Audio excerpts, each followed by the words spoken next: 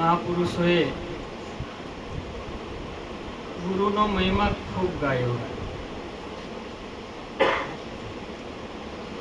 કેમ કે ગુરુનો મહિમા ગાવાનું કંઈક કારણ હોય.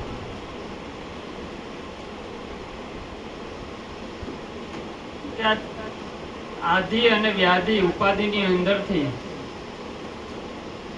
જો કોઈ મુક્ત કરાવનાર હોય તો માત્ર ને માત્ર ખાલી એક સદગુરુ છે. કેમ કે પશુ જેવું જીવન હતું આપણું. કેવું? પશુ જેવું આપણું જીવન હતું. એમાંથી સદગુરુએ આપણે મનુષ્ય બનાવ્યા.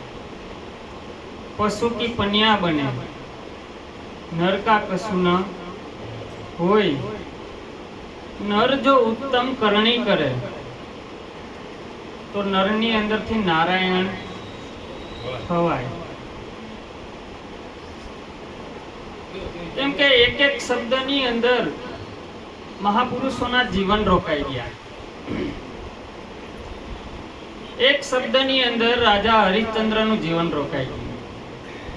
એક શબ્દની અંદર ગોપીચંદનું જીવન રોકાઈ ગયું. તો એ શબ્દ કયો છે? કેમ કે શબ્દ આર है, शब्द पार है, शब्द की सब ढकढेरिया, शब्द माथी शब्द काढे ई सदगुरु मेरिया. કેમ કે સદગુરુએ એક સત નામનો આને શબ્દ આપી દીધો. એક સત નામનો શબ્દ આપ્યો. કેમ કે આ શબ્દનું જંગલ છે.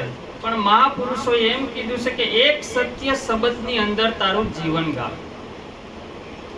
એક સત્ય શબ્દની અંદર જો જીવન આવશે તો બધા શબ્દોનું જંગલ છૂટી જાય, છોડવું નહીં પડે. કેમ કે એક શબ્દની અંદર આવી જાય. ક્યાં? એટલે કીધું એક શબ્દ ગુરુદેવ કા તાકા આનંદ વિચાર થકે મુનિજન પંડિતા જાકો વેદ ના પામે. તો બધું મહાપુરુષોએ અહીંયા નિચોડ કાઢીને વાત કરે. હું કીધું? જાકો વેદ ના પહોંચે પાર, ત્યાં વેદય ન પહોંચી શકે. કેમ કે સદગુરુએ જે શબ્દ બતાવ્યો એની અંદર કોઈ વસ્તુ કોઈ કાળે કોઈ વસ્તુ સંભવે નહીં. કેમ કે ઉપજે અને વણસે એ બધો માયાનો વિલાસ છે. આની અંદર જે કંઈ પણ ઊભું થાય છે, મટે છે. કેમ કે અનેક વાર આની અંદર આવું બધી ઘટનાઓ ઘટ્યા જ રાખે. પણ સદગુરુએ જે શબ્દ આપ્યો એ શબ્દની હારે ક્યારેય કોઈ વસ્તુ બની. કેમ કે એ શબ્દની હારે મહાપુરુષોનું જોડાણ થઈ ગયું. ત્યારે એને ખબર પડી કે આની અંદર ભજન હવે કરવું કેમ. કેમ કે ત્યાં ભજન કરવાનું નથી હોતું, પણ એ શબ્દની હારે સુરતા લાગી જાય એટલે ભજન થઈ રહ્યું છે. કેમ કે બેઠો બેઠો બેઠો બેઠો પોતાના નિજ સ્વરૂપની અંદર સુરતા રાખી અને શબ્દની અંદર નિશાન રાખે. એ શબ્દની હારે નિશાન રાખે ને એટલે જગતના શબ્દનો તાર તૂટી જાય. કેમ કે આપણે કોઈ પણ ઇલેક્ટ્રિક તાર તૂટ્યો હોય તો એનો જોઈન્ટ થઈ જાય તો પાવર આવી જાય ને. એમ આની અંદર મૂળ શબ્દ હારે જ્યારે આપણે અનુસંધાન થઈ જાય એટલે એની અંદર ઓટોમેટિક પાવર આવી જાય. શું થાય? લાવવો પડે નહીં. એટલે એક શબ્દની અંદર રજબ રોકાઈ ગયા. તો મહાપુરુષોએ એક જ શબ્દ આપ્યો, રજબ તુને ગજબ કિયા. જ્યારે રજબ નિકાહ કરવા જતા હતા અને રસ્તામાં એના ગુરુનો આશ્રમ આવ્યો, દાદુ દયાળનો આશ્રમ આવ્યો. એટલે એને એમ થયું કે હાલની હું ભાઈ મારા ગુરુજીના આશીર્વાદ લેતો જાઉં. એટલે એના ગુરુના આશ્રમની અંદર ગયા અને નમન કર્યું. બાપજી નમન કરું છું. પગની અંદર પડી અને નમન કર્યા. એટલે ઓલો શહેરો બાંધ્યો ને એમાં મુખ દેખાણું. એટલે કે ભાઈ તું કોણ છે? તો કે બાપજી હું રજબ. આમ શહેરો હટાવીને કીધું કે બાપજી કે હું રજબ. અને ગુરુના શબ્દો નીકળી ગયા, रजब तूने गजब किया, रजब तूने गजब किया। आया था तू हरिभजन की ओर और चल दिया तू माया की ओर। અને રજબ રોકાઈ ગયા। જો મહાપુરુષોને એ ઘટના ઘટવી નથી, પણ એને ઘટી ગઈ. શું થયું? એ કોઈ આપણે આમ બધું બનાવવા જાય તો એ બને. આ બધી ઓટોમેટિક આ બધી ઘટનાઓ ઘટે. જો આની અંદર ભૂખે ઓટોમેટિક લાગે કે નહીં, નીંદર એ ઓટોમેટિક આવે કે નહીં, ઉઠી પણ ઓટોમેટિક જવાય કે નહીં, એમ વિચાર એ બધા ઓટોમેટિક આવે કે લાવવા પડે. એમ આની અંદર આ બધી ઘટનાઓ ઓટોમેટિક થાય કે નહીં, પણ એ ઘટના તો એકવાર ઘટી જાય છે, પછી એને આપણે એટલી બધી ધારણા અને બંધનોથી એટલું બધું એનું વાગોડી નાખીએ ને કે અનંત જન્મો સુધી એ આપણી પીછો જ ન મૂકે. જો સુખ અને દુઃખ એ અંદર આવ્યા જ રાખે. પણ ઘટના તો એક જ વાર ઘટી હતી. ઘટના એકવાર ઘટી હતી, પણ એને વાગોડીને બમણી કરી દીધી. શું થઈ ગયું? પણ મહાપુરુષોએ કીધું છે કે ઈ બધી ઘટનાઓ તો ઘટે છે, આ સંસારના ભાગની અંદર ઘટે ઘટના, પણ તારા નિજ સ્વરૂપની અંદર કાંઈ વસ્તુ બનતી.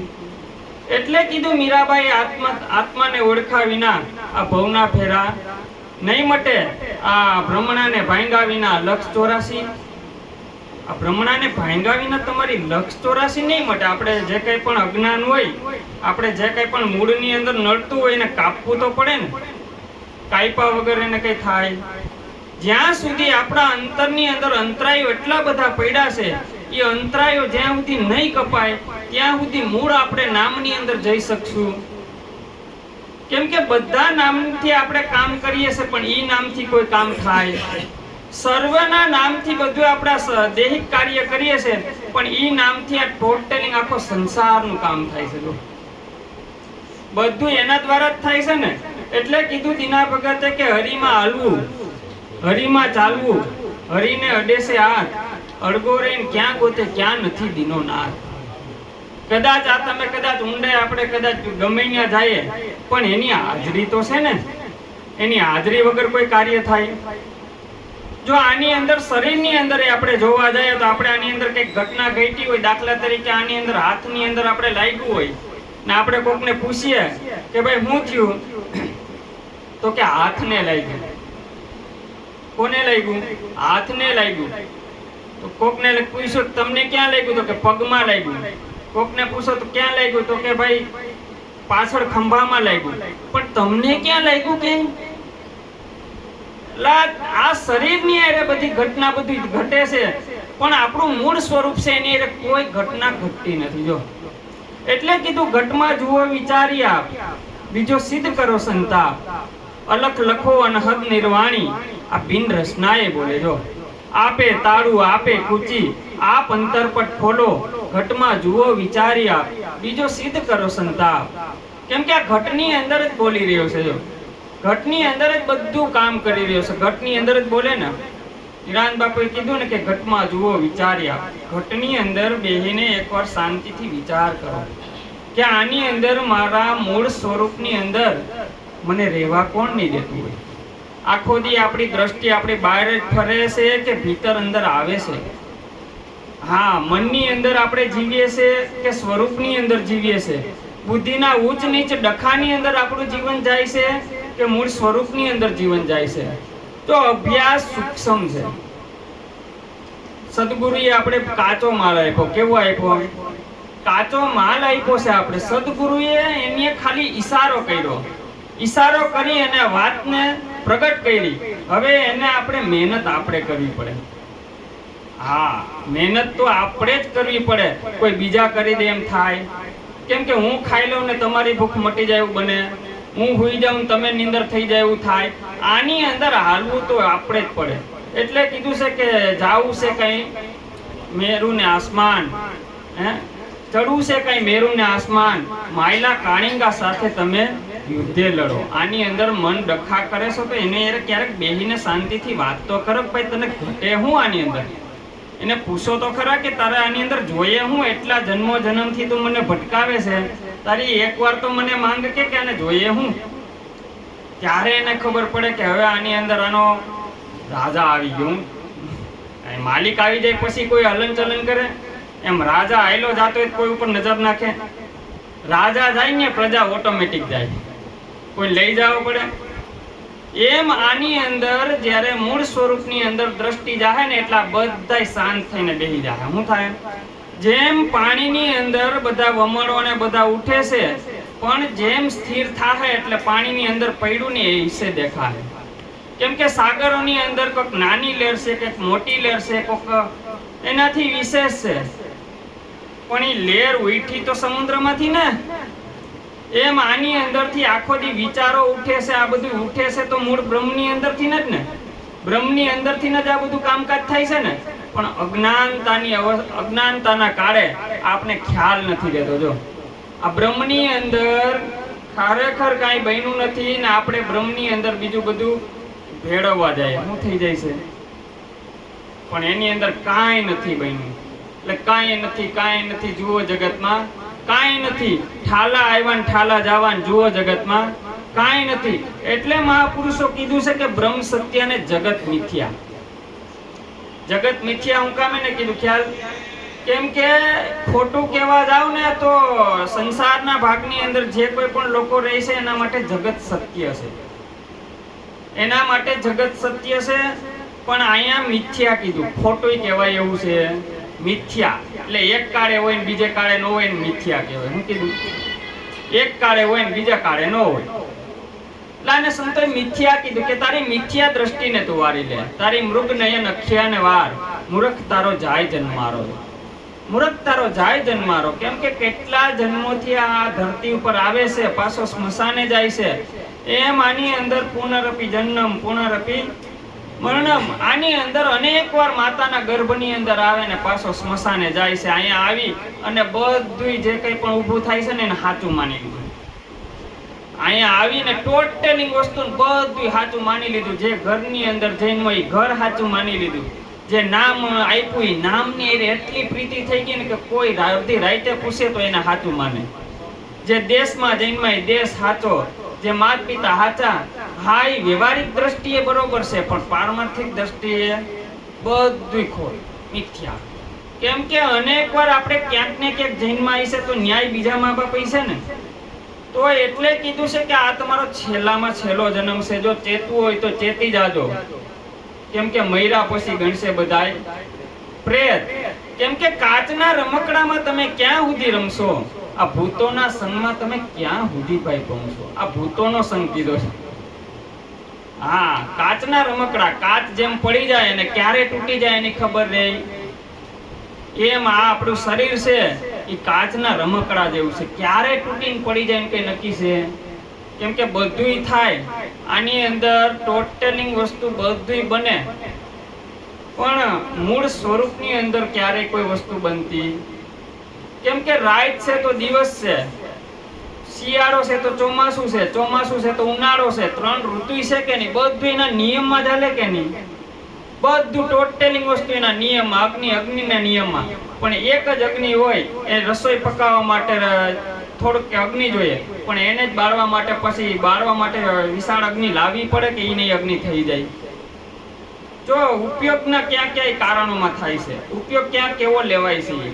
એમ આપણા આખો દિવસના રોજિંદા જીવનની અંદર આપણું જીવન કેવું હોવું જોઈએ કે આપણે એનાથી જુદાપણાનો અભ્યાસ હોવો જોઈએ. કેવો? આખો દિવસ જુદાપણાનો અભ્યાસ હશે ને તો આને ખબર પડશે કે પરમાત્માના સ્વરૂપ કોને કહેવાય. પરમાત્માના સ્વરૂપની અંદર મને રહેવા કોણ ન દેતો એને ખ્યાલ પડશે. હા, કેમ કે આખો દિવસ આપણે કાર્ય જ કરતા હોય ને, સત્સંગ ભજન સત્સંગ તો આપણે કદાચ અઠવાડિયે 1-2 વાર કરતા હોય ત્યાં સુધી આપણું મન શાંત રહે. પણ પછીના જે દિવસો કલાકોની અંદર આપણું મન શું કરે છે? ત્યાં આપણી સ્થિરતા રહી છે. એટલે કીધું ધીર કરીને થાણા દિયો ઠેરાય. કેમ કે આની અંદર સ્થિર કરી લે ભાઈ. આની અંદર સ્થિર ભાગની અંદર આવી જાય. ક્યાં? સ્થિર ભાગની અંદર તું આવીશ તો તને કોઈ હલાવશે? કેમ કે સ્થિરતાના પદની અંદર આપણે રોકાવું પડે. જેમ આપણે કોઈ પણ ગામ જવું હોય તો બસ ન આવી હોય તો ત્યાં બસ સ્ટેન્ડે આપણે રોકાવું પડે ને. બસ આવે એટલે આપણે એની અંદર બેસી જવું પડે, એની અંદર આપણે કંઈ કરવું પડે. પણ આપણું ઠેકાણું આવે એટલે ઉતરી જવું પડે કે નહીં? એમ જ્યારે સદગુરુએ નામ બતાવ્યું છે, જ્યારે નામ મળી જાય ને એની અંદર બેસી જવાનું હોય, એમાં બીજું કંઈ કરવાનું હોય, ઠેકાણું આવે ને એટલે ઓટોમેટિક ઉતરી જવાનું. એમાં બીજું કંઈ હોય નહીં, એટલે સદગુરુનો મહિમા ખૂબ ગાયો. કેમ કે આની અંદર ખાલ પરાવવા શરીર તણી, એમાં સોનેરી રંગ ચડાવવું, એની મોજડી કરીને મારા ગુરુને પહેરાવવું, તો એના ગણ સિગણ થાય. કેમ કે આની અંદર તમે જોવો તો ખરા, મહાપુરુષો એમ કીધું છે કે ગાંડાની વણઝાર થઈ ગઈ. કેવું? ગાંડાની વણઝાર. જેને આ વસ્તુ મળી છે એટલે અંદરથી ગાંડા થયા છે. કેવા? અંદરથી ગાંડા થાય. એને એમ ખબર પડે કે ઓહો, આ હું મારા સદગુરુએ મને આ વસ્તુ આપી ભાઈ. જેને મોલ તોલો ને માપ ન થાય. હા, ઈ કદાચ મોલે મળે તો ઈ પૈસાથી એની કિંમત થાય, પણ ઈ મૂલે મળે.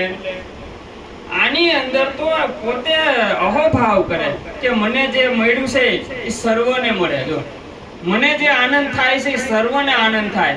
આની અંદરથી રાગ દ્વેષ મને મટી જાય એવી પ્રાર્થના કરે બેઠો બેઠો. કેવી? આની અંદરથી મને રાગ દ્વેષ મટે, નિંદા મટે, આની અંદરથી ઊંચ નીચ દેખાય મટે. રાતે સૂતો હોય ત્યારે સદગુરુને આવી પ્રાર્થના કરે કે મને આ બધું મારા જીવનની અંદર છે એ મને દેખાતું હોય એ ગુરુ મહારાજ મને માફ કરજો. આમાં મારો કોઈ દોષ છે નહીં. કેમ કે અનાદિકાળથી આવે છે. એટલે માં જબુ બોલ્યા, નિંદા પરાઈ ન ઠારી લાગે જેને સમરે શ્રી રણછોડ. આવા નર અવનીમાં ઓછા ભલે લાખ ને હોય કરોડ. તમે સાહેબ કાંડું હવે ન છોડતા રહો. આ મહાપુરુષોને વિનંતી કરે, પ્રાર્થના કરે કે હવે તમે આ કાંડું પકડ્યું છે ને તો છોડતા નહીં. કેમ કે એને ખ્યાલ પડી ગયો આ નોધારાનો આધાર છે. કેવો છે? નોધારાનો આધાર. એટલે કીધું આતમ જ્યોતિ તમે અળગી કરી અને દીવડિયા તમે સિદ્ધને બારો. આતમ જ્યોતિ કીધી, આતમ જ્યોતિ તમે અળગી કરીને દીવડિયા સિદ્ધને બારો. ભાઈ આપણે બધાયની હારે પ્રીતિ હશે પણ આત્મ તત્વ હારે પ્રીતિ નહીં થાય. આ આત્મ તત્વ હારે પ્રીતિ થવી જોઈએ. એટલે નરસિંહ મહેતા બોલ્યા, આત્મ તત્વ ચીનોની ક્યાં સુધી સર્વે સાધના જૂઠી. બધું જૂઠું કીધું. શું કર્યું? હોમ કરે, શું કર્યું? હવન કરે, શું કર્યું? ભસ્મ લેપન કરે, શું કર્યું? જટા વધારે. આ બધા છે પેટ ભરવાના પ્રપંચ થકી. આ બધું પેટ ભરવાના પ્રપંચ થકી મહાપુરુષોએ કીધું છે. જો ભણે નરસૈયો એનું દર્શન કરતા રત્ન ચિંતામણિયા દેહ ખોયો. જો અવસર ખોયો. આપણે જન્મ જ્યારે રાતે હુઈ જઈએ ને ત્યારે આપણે કોઈ વસ્તુ હતી, સવારે ઉઠી અને બધું તાજું થઈ જાય ને, જેમ જેમ જેમ જેમ આપણે ગાઢ નિંદ્રાની અંદર હોય, સુષુપ્તિની અંદર હોય, કોઈ વસ્તુ હતી, એમ મહાપુરુષોને જાગ્રત અવસ્થાની અંદર આવી અવસ્થા થઈ જાય. કેવી?